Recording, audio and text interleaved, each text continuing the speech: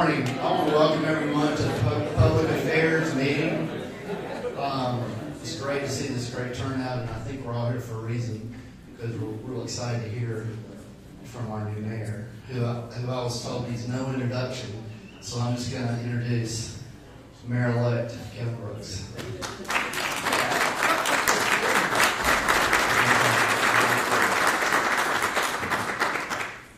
Mike, thanks so much. Yes, and they asked me for a bio, and I said, please no. This is home, and these are my friends. And Trish, did y'all bring some honey baked ham, by the way? No. Okay. Twice this week in this building. I mentioned when I walked in the room, the first people that I saw were Chris Marshall, who's working diligently, Senator Bell, good morning, my colleague, and Larry Armour. And I made a comment to Chris that many years ago, the very first economic development trip I ever took to Nashville was with Larry Armour. And Larry quoted a figure that was higher than mine, so I like your figure better. And he said, $70 million later, we have Exit 20 in the industrial park. But that was trip number one, and I'm very grateful for Senator Bell, who at that time we were colleagues in the House, and we fought diligently with at that time our colleague Eric Watson, and we only had one senator at that time, so Mike had triple the power at that time, and we fought diligently to convince what was not a Republican majority and what was not a Republican governor of the importance of investment in Braddock County. And so I'm so grateful for that history. When I walked in the door, it would be incredibly dangerous to go around the room and say thank you to everybody, because there's not one person here who was not helpful and important and impactful on this journey that we endeavored this summer. I see newly elected Councilman Ken Webb, who he and I fought in the trenches all summer long together and lost weight together at the Baycon Festival and all the other places that we went. And I see current Councilman Tom Casta. It's good to see you this morning, and I truly look forward to serving with these gentlemen and the other team members at the city. And Senator, I have so enjoyed serving with you and have such honor and admiration for you, but I won't miss a minute. As a matter of fact, this morning, Google alerted me that there's an accident on 24 and it will be a delayed trip. It still is, which is weird, how your phone is smarter than you are. So it's still alerting me that there's traffic accidents on 24. And I just smiled and hit the delete button because I don't care. God bless whoever's stuck, Mike, or whoever's stuck in that traffic. God bless them. I see Mrs. Brooks, the future First Lady, has just joined us. And I'm incredibly grateful for her patience this summer. And so I will, and Adam Lewis, Strategic Resources, who he and his team were incredibly strategic. I don't think that's an accident that your company's name is Strategic Resources. And so Adam, thanks to you and your team for so I'm thankful. This is actually, as I look at my calendar, Bernadette and the team invited me. This will be my first official public opportunity to not just say thank you as we started, but to talk about some of the things that we hope to accomplish and the direction. And I've already begun meeting with members of the team, members of just not just the city council, but the city manager's office and the finance office. And we have orientation, Ken, and re-elected Councilman Charlie McKenzie, as I understand it. We're meeting next week with the lawyer's office. That's always important to make sure that we are being obedient to the city charter and some of the other things, and so that is in process. And part of what we're going over is when we are so honored to begin this process on Monday, September the 10th, and I hope that you'll all be able to join us. We are actually moving the city council meeting that, of course, meets at City Hall every other Monday. That meeting will be temporarily transferred to the museum at 5 Points, so we'll have room for our friends and neighbors, and First Lady can all be there, and we can raise our right hands and take the oath of office. And immediately, I hope to be able to begin moving in a positive direction. As you all heard me say, and as everyone knows, the city of Cleveland right now is in such good shape.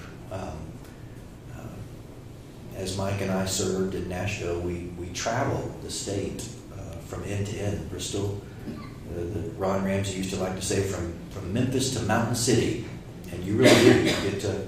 You get to travel with the governor and sign bill signings in Clarksville and ribbon cuttings for large industries in Spring Hill, and you really do get to have a great flavor of our great state. And as you travel around the state, you'll notice that not every city has the amazing opportunities that we have right here in Cleveland, and there's a lot of talk about that around the state.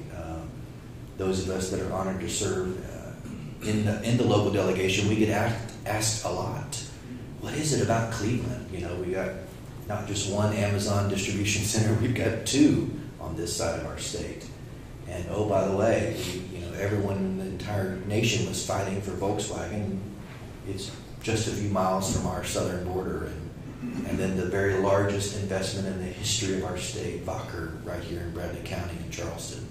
And so people ask all the time, what is it? And I do tell them they're not immune to the fact that I'm a person of faith. And I say, well, I think God has blessed us, and our region is incredibly well placed and in a fantastic location. The Wacker family, when they visited us not once but twice, this was, as the chamber and all know very well, this was Wacker 2.0. Wacker 1.0 didn't work out. And, Singer, how are you? Good morning. Mrs. Wacker is here this morning. Very good. I didn't know you were coming. I'm calling you out in church right here.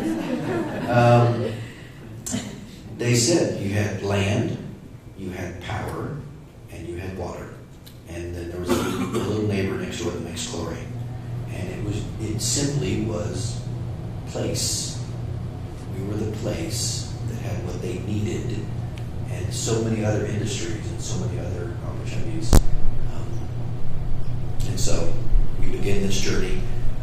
In my meetings, in my period of exploration and learning what's about to happen, we've talked about financing. We've talked about our variable rates and things. And we talked about that this summer. We talked about the debt. You heard about the debt quite a bit.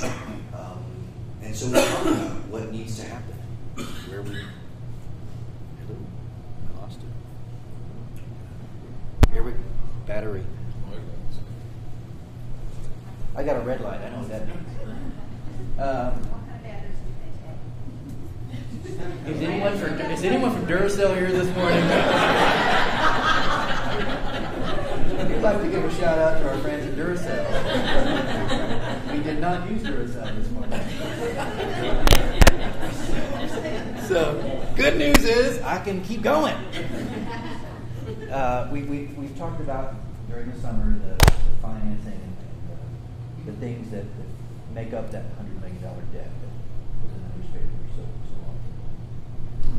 And is Adam, who counseled me often during the summer that don't ever say that not all debt is bad. It's not a good conservative thing to talk about. But in the case of some of our debt in the city, not all of it is bad. There are some of those variable rate bonds that are at such rock bottom low rates. You cannot, Mike, my dear friend, president of First Tennessee, other banks in town, you can't walk into a bank and borrow money at the incredibly low rate that we did at the time. So not all of it is terribly bad. Green light. Oh, thank you. Green light. There you go. Thank you. Back then, Duracell. Located in Cleveland, Tennessee. The countertop chamber. Not all that debt is bad debt. Some of it you can't afford to refinance it. Some of it, however, we've got to take a look at it. Some of it are some of these 5-year fixed, and then there's a variable at the end. Some people call it a balloon note.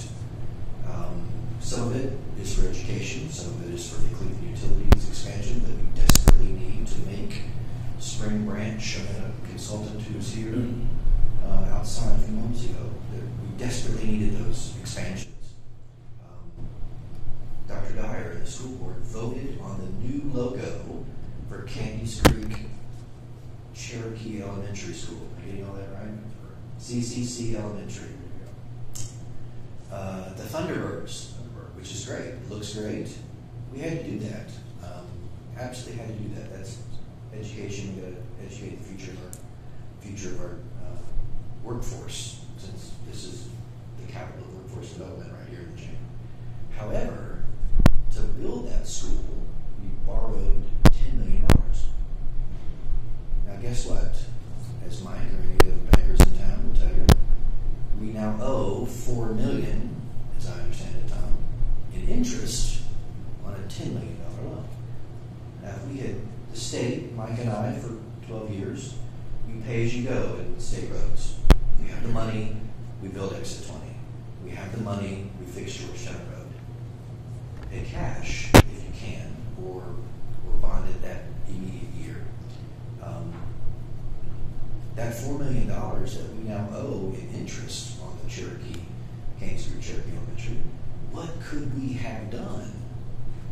What else could we have built? Fire towers, other additions, other schools, gymnasiums like we did at Raider Drive. There's so much to think about, and Ken and I will have many months to think about what we could do if we paid off that $10 million to get out of that $4 million in interest that we owe. So the financing, and I said this, and this is not campaign rhetoric. This is actually Kevin. That's your money.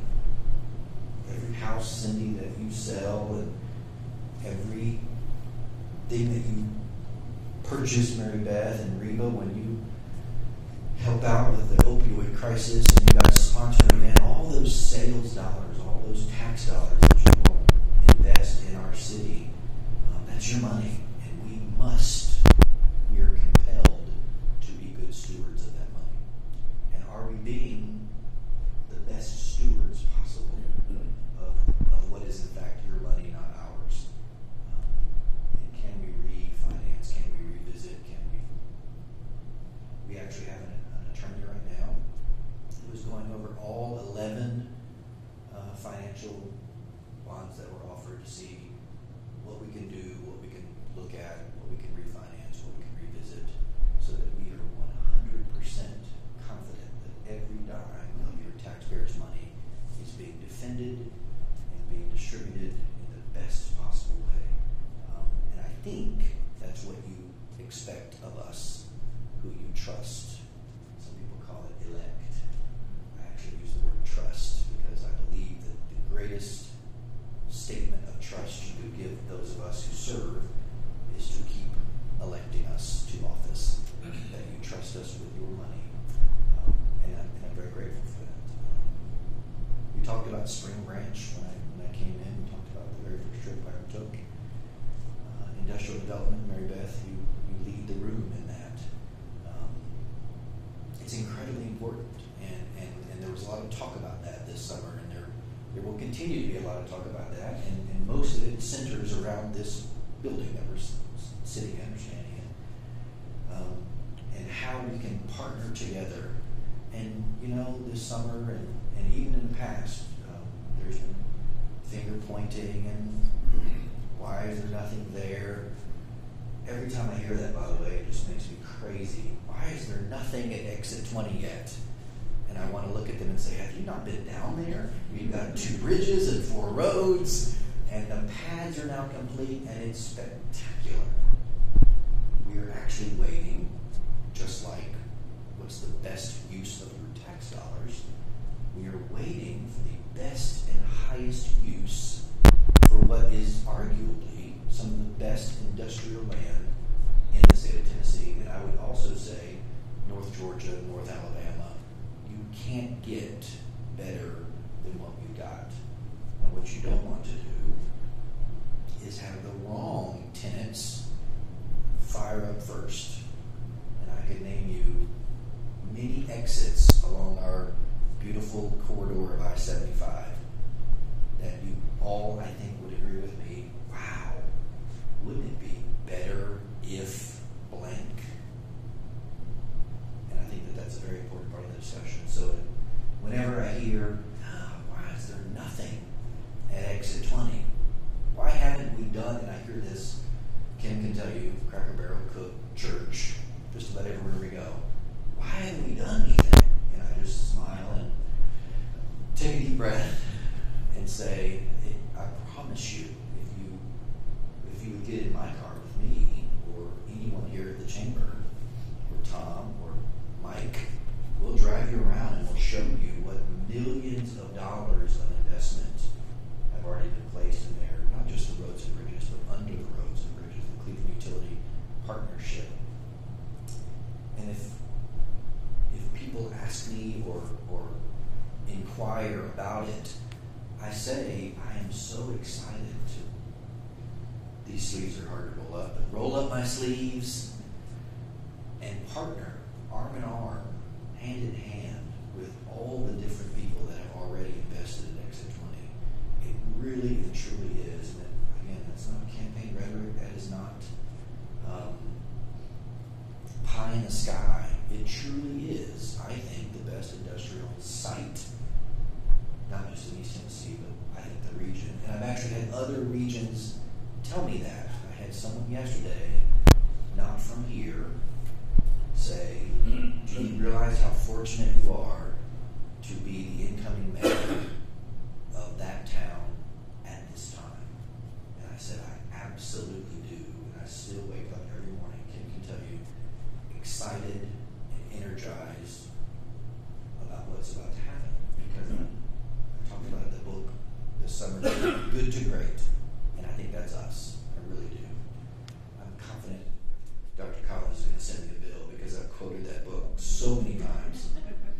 But I really believe it. And in fact, if you haven't read that book, From Good to Great, there's actually a new one, Tammy. I just heard 501c3 Good to Great, about charitable organizations. And I want to read that one too, because of the other half of my life, which is a very large charitable organization right here in town. Large organizations. You can't talk about Cleveland and not talk about Whirlpool. It's the biggest thing in town. It's not only the biggest thing now on Durkee Road, it's the still remaining biggest thing downtown.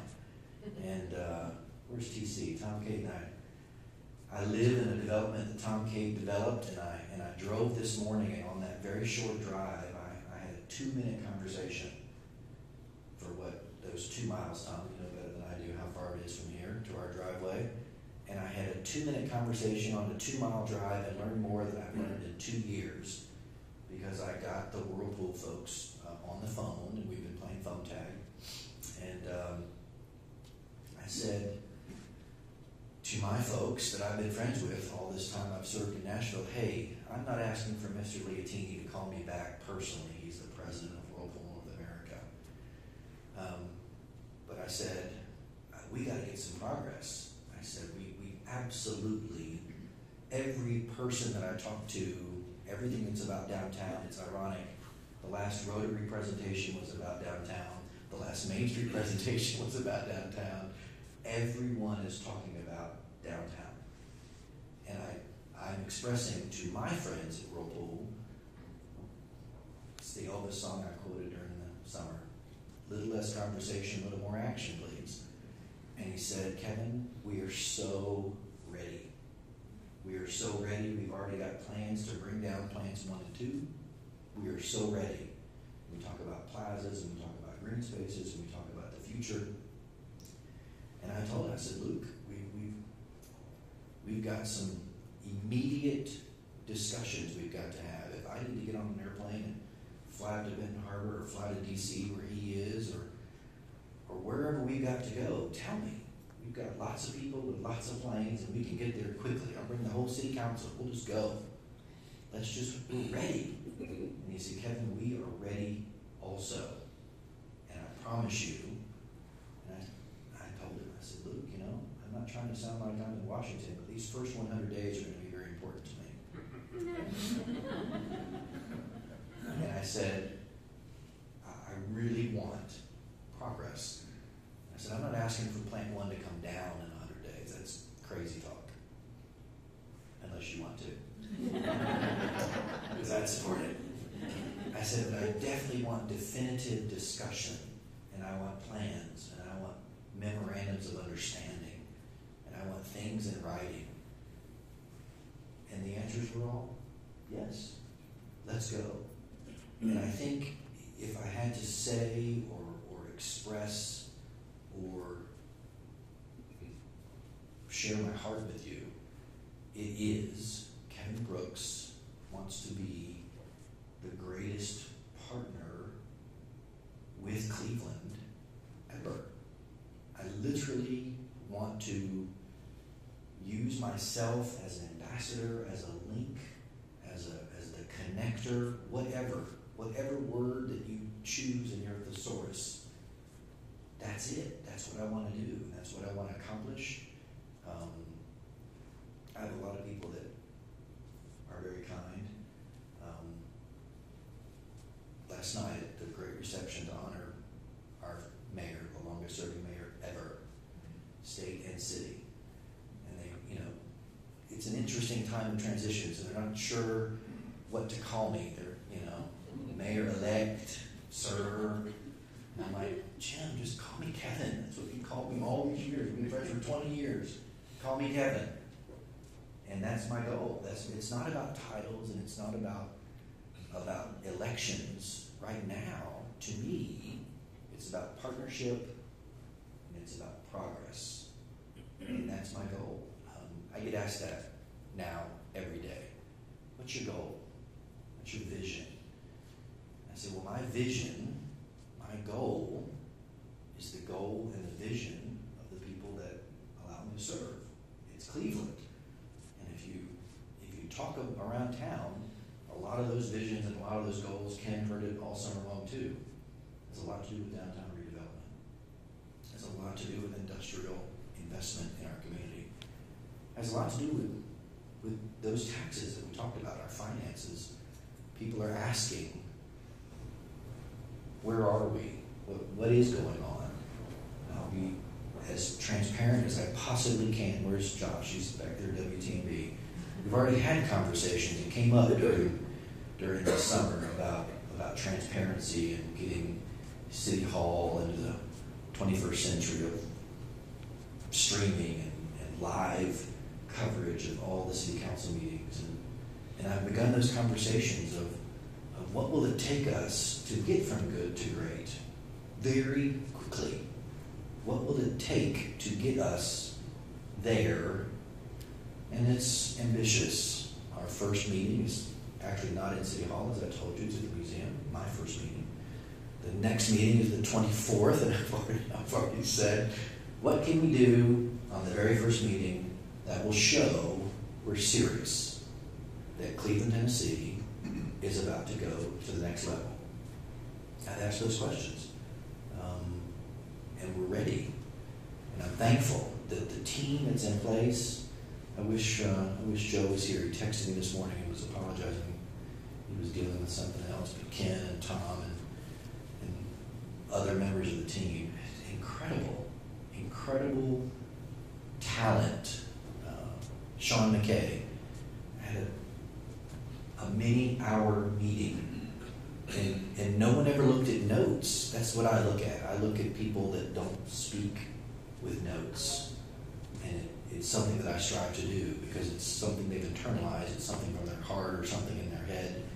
And my son, throughout the summer, would remind me, Dad, when you get lost behind the podium and you get lost in your presentation, it changes. It changes the way that you're connecting. And I watched this week and last where people at City Hall, they didn't have to pull out a green bar or an Excel sheet. They knew it. They knew our finances. They knew the charter. They knew what is needed immediately. And it's very impressive to me. Department heads and chiefs of police and chiefs of fire. I've been meeting with all of them this week. And that will continue next week. And we are in great hands. Not mine. I'm not there yet. The hands today, the city manager, the assistant city manager, the team that's in place, the department heads, are in great hands. And I'm very, very thankful.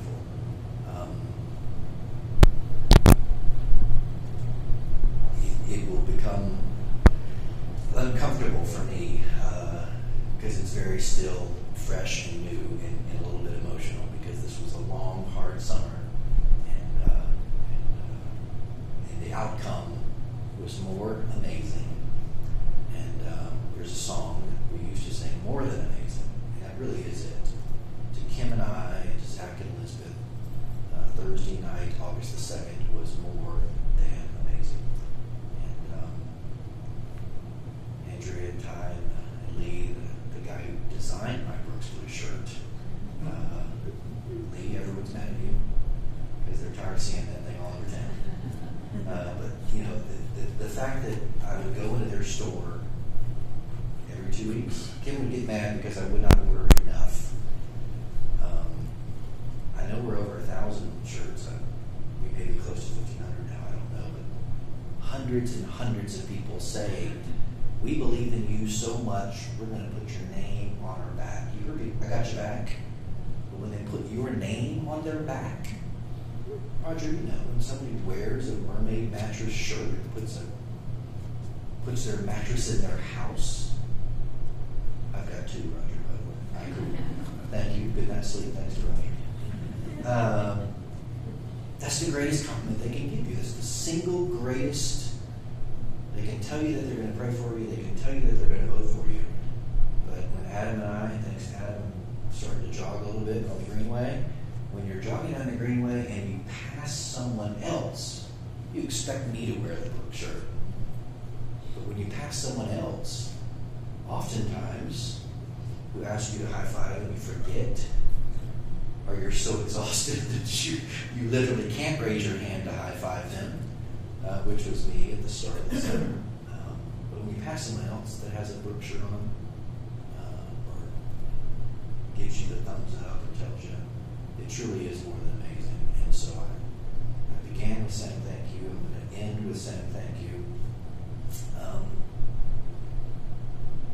And since, Sherry, thank you for the new fresh battery, we actually have time now. I never, ever, it is my goal to never have the opportunity to hear from you all who I work for. Whether you're the CEO, the plant manager of Locker, or you're the president of a bank, or the owner of Honey Baked Ham, it's incredibly important to have customer feedback. And guess what? You're our customers. That came up this week, by the way, at City Hall. I said, let's focus or refocus City Hall about the customer. Why are there gates on this window? And if we really want people to pay their taxes and not be upset about it, why do we make it so difficult for them to get back there? And let's talk about customer service in a building that was built in the 1950s or 60s, I think, Tom. It used to be our electric company. You know, it looks like an old electric company. I said, let's figure out a way to make this pleasing to our customers. Because if you think about it, some people use the word voters, some people use the word taxpayers. I think the most important word that we can use is customers. And Mike and I called them constituents, but in fact, we would tell our staff, our customers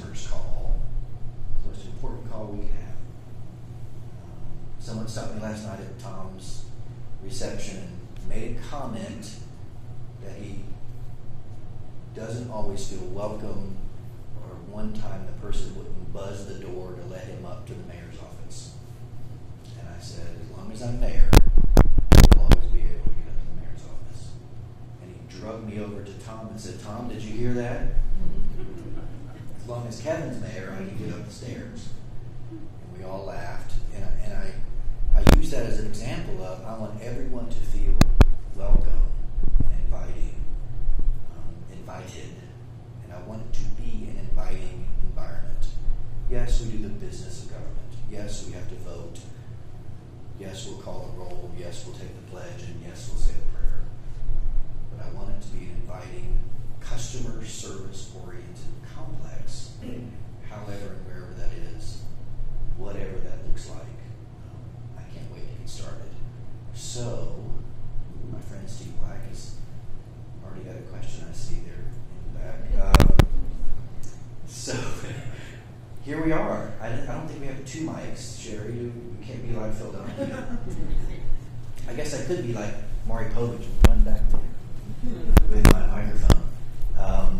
But here you are.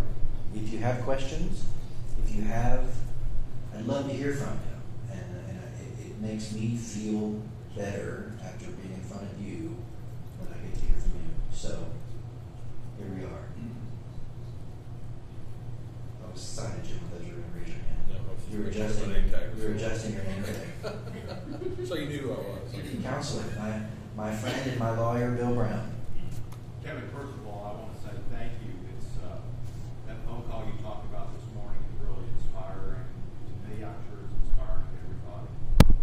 One of the things that really brought me to you and support for you was that I felt like you could move the ball forward, and that's an incredible effort in moving the ball forward. We can do that in 2 minutes. Give you an hour or more. We may get over the goal line. Thank you for that initiative. One question that I've got, and I'm one of your customers downtown Cleveland, and I'm very interested and grateful for the efforts that the city council has made in moving that ball forward. But one of the questions that I've got, and expresses Main Street on Monday, is what is the plan to move,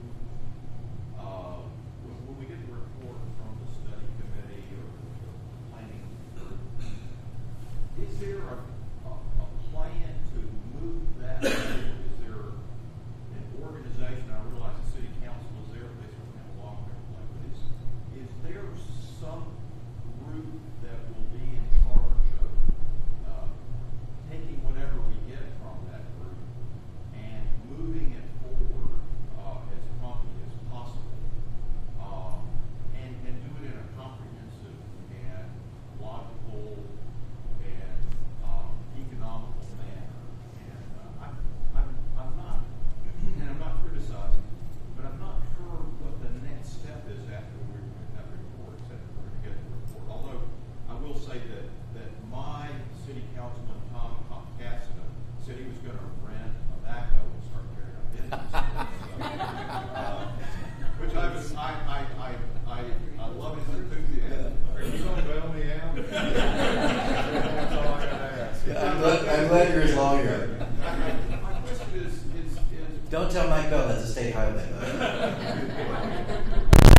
do we have a plan to move that forward once we get that, and who is going to be the mover forward? I know you and the council will be, but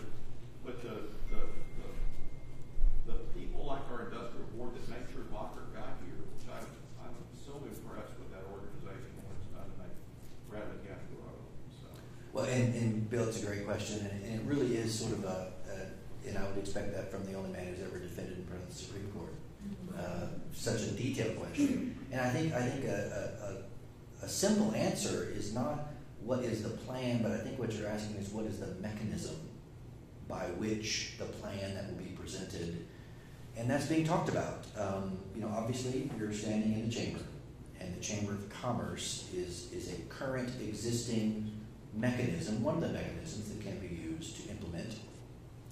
But you brought up the Industrial Development Board, and they're all great friends of mine, and they were responsible for Wacker and Amazon and GE and, you know, the Whirlpool redevelopment. So what we've said is there a sister or counterpart mechanism like a downtown redevelopment board that can be established? Will the charter allow us? We've already heard about the business districts. You can develop those. Right now, the city of Tennessee allows those downtown business districts to be developed. Central business districts. There's different things that you can do through tax incremental financing and create a district downtown under those mechanisms. So, Bill, those questions are being asked right now. In fact, multiple times in multiple ways. And we're investigating what is the best and fastest, and we keep coming back to this.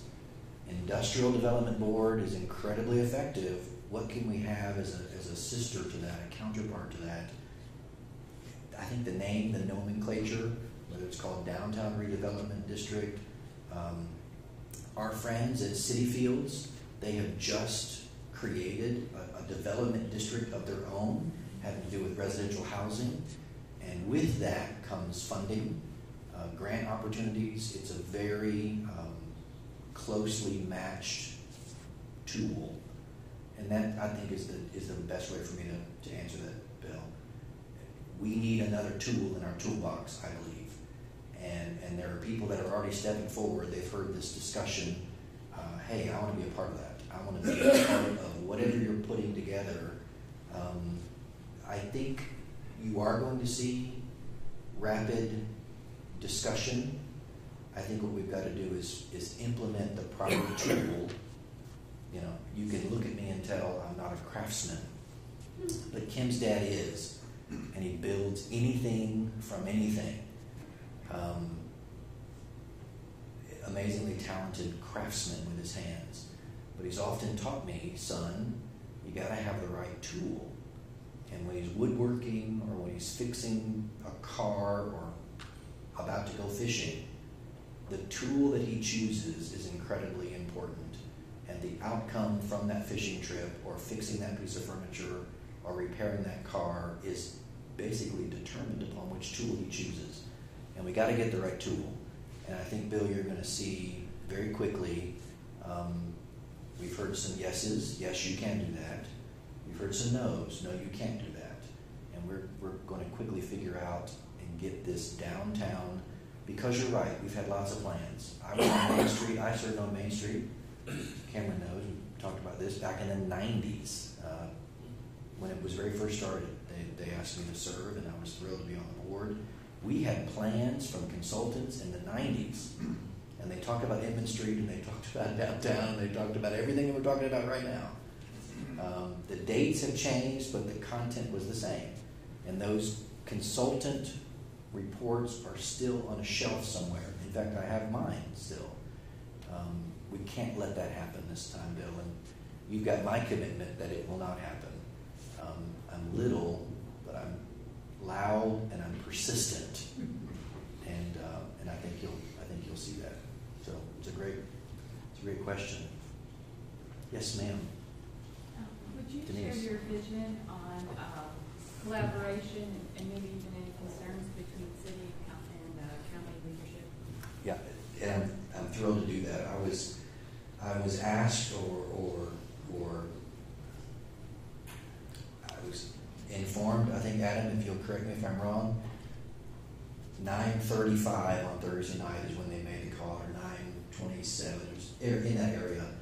So 10:06 the next morning, I got my first phone call from the county finance chairman, Commissioner Mylan Blake, and it was the very first phone call as the newly elected or mayor-elect or whatever word you want to use. And it began instantly. My vision of collaboration between not just the city and county governments, but I think we need even greater collaboration between our own departments, city, Kevin, the customer, when KV Travel, my travel agency, you have to pay your taxes, your business taxes, and you start at Stanley's office, and then you go next door to Mike's office, and then you cross the street and go to the city offices, and I even said we have too many silos within our city, and then you, I think, could elaborate that even larger and say we have too many silos between the city and the county, and those friendships that I've been thankful to establish for now more than a decade have already begun to pay off. We've talked about everything from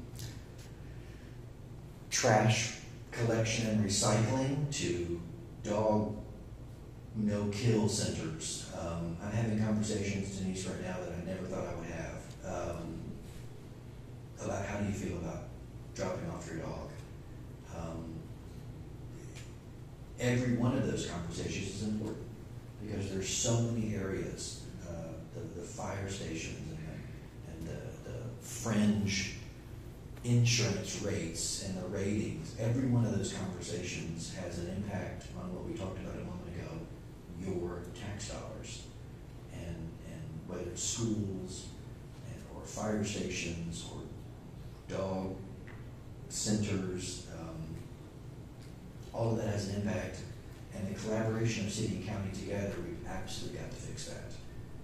And I think you'll find my relational style of working, bringing people together collaboratively around a table. I think you're going to see some immediate, we've even already talked about, so here we are, the first week of discussions. Do we all need to get at the inn on the Greenway and just sit down and have an afternoon and just figure out what is it that we're fighting about? I think we have so much more in common than we have apart. And is that something that's doable? And should we do it this early, or those conversations are already happening? And I look forward to more. Yes, sir. So with the downtown redevelopment and the plans, the consulting, they're all components for local and also big business and to bring more attention to downtown.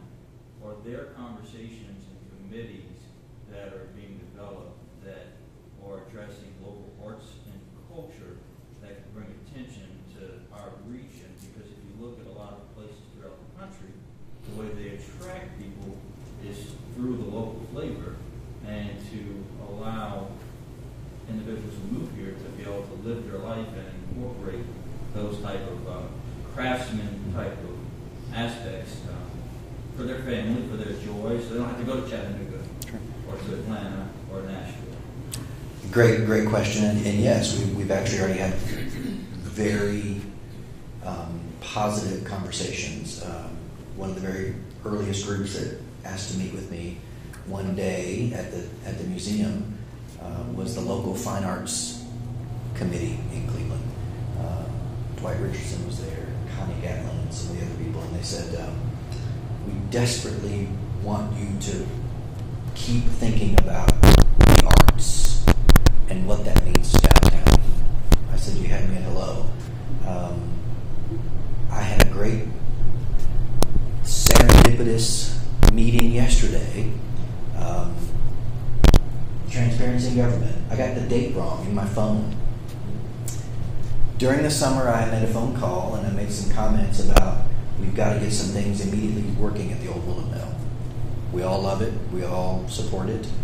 But it's kind of been like some of the other things around town, the Whirlpool situation, some of the other things that we haven't seen a whole lot. And I said, this is the exact kind of project, and Dr. Coleman met with Mayor Rowland and I about a habitat type environment where he would donate square footage, bring in some people to finish it out, make some residences, but the occupants would have to have some sweat equity into it.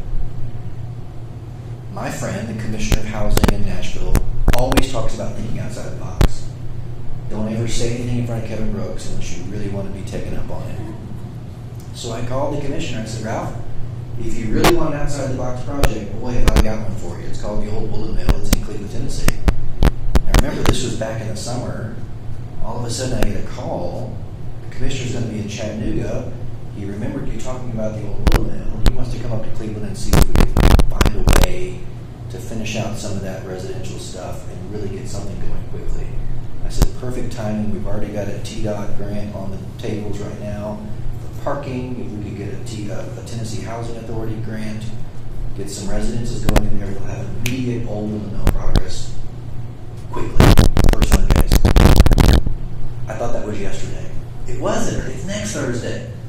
I pressed the wrong button in my iPhone. They're smarter than I am. So here I am at the old Willow Mill. I'm dialing and texting.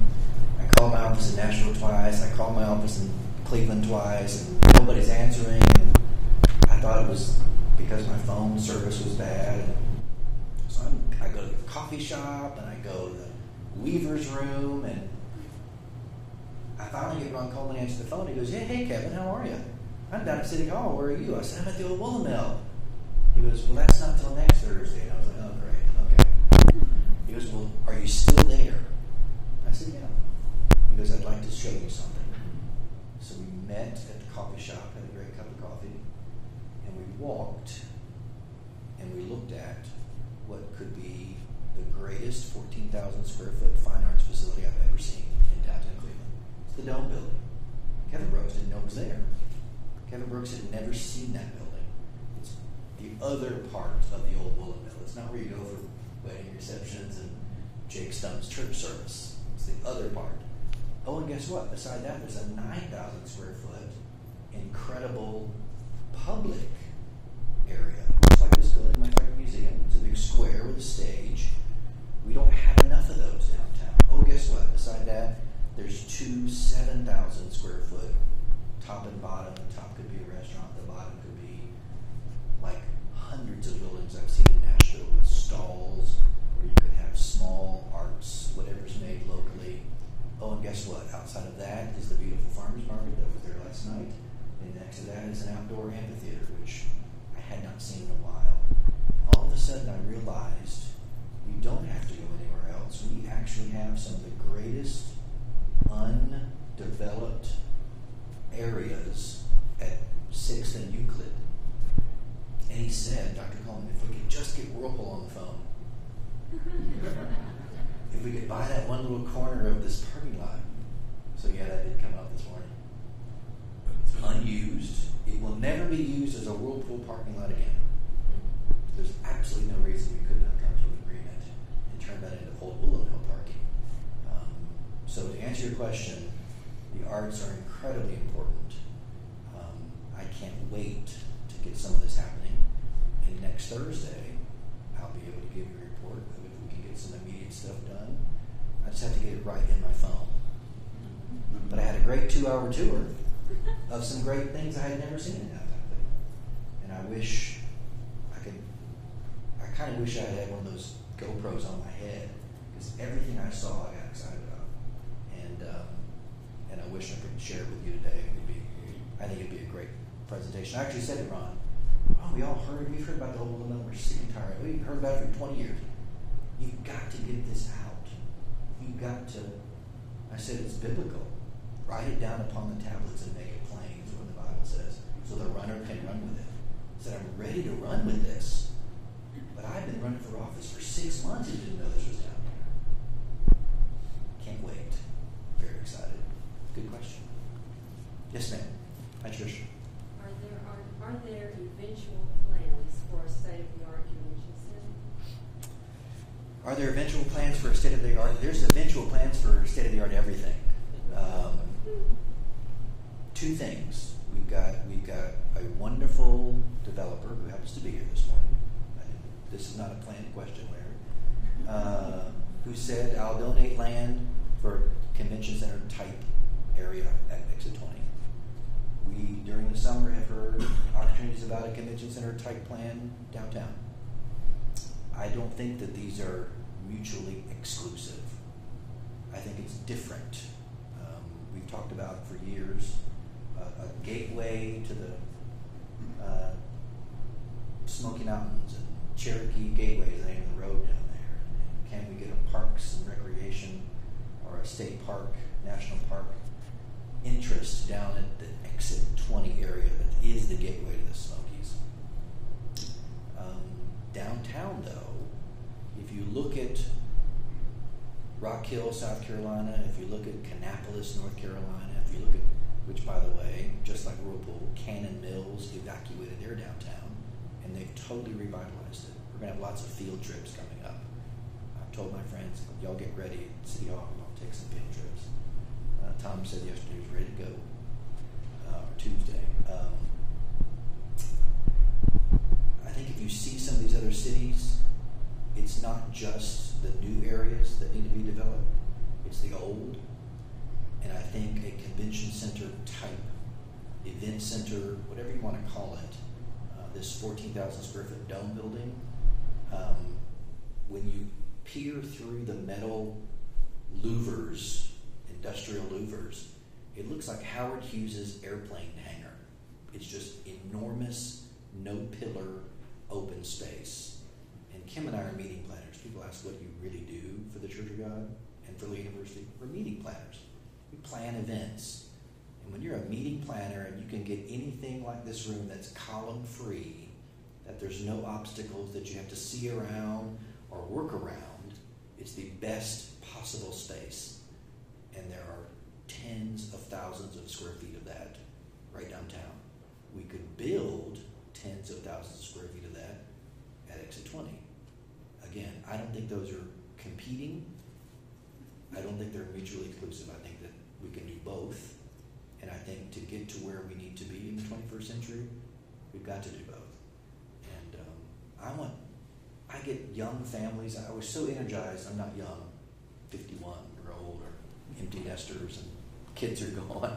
I got these young families like Heather Carver who have young growing families who said, we're driving our kids to Ooltewah to play squash, sports I've, rarely heard of, much less participate in. We're driving our kids to Emerson, Georgia for softball tournaments or t-ball tournaments, or we're driving down to Ringgold or Camp George. I heard that every week all summer. And what can we do in Cleveland, Tennessee? And I said, let's do it. Let's build it. I want for people who live here and love here to not have to feel like they have to leave here. Very big part of what I want to accomplish with your help and God's help. We can do that. Great question. All right. Bernadette, I don't think anybody told me. Mike's giving me the... Hey, I got to say this. Thank you. Keep in touch. Thank you, Mayor. I want to speak on behalf of Gary Farlow. I think probably everybody doesn't know this, but he's recovering from knee surgery. But I just want to speak on his behalf and the Chamber to say that the Chamber is behind you, the Chamber is proud of you, and we're here to help in any way we can. Cameron, come up here for a second. I want to thank you all for coming. I just want to make a quick plug for the Momentum Campaign. How many have heard about the Chamber's capital campaign, the Momentum Campaign? Well, that's good then. This is an example of, we kicked this off at the first of the month, and at kickoff we were right at 60%, and I'm proud to say today we're at 73%. This campaign is to, our goal is to raise $1.6 million. And so, what do we dollar-wise, Chris? $1,169,000. So we're well on our way.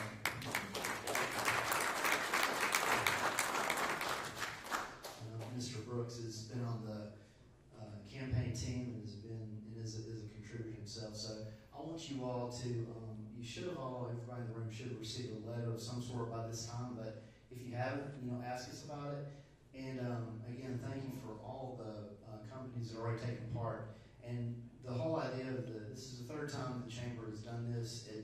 The last campaign was held in 2009 at a very bad time in the economy, and so we're happy that we're not in that boat this year. But it's really about workforce development and creating new jobs, bringing more tax dollars into Cleveland. So anyway, just wanted to say something about that. Thank you everyone for being here.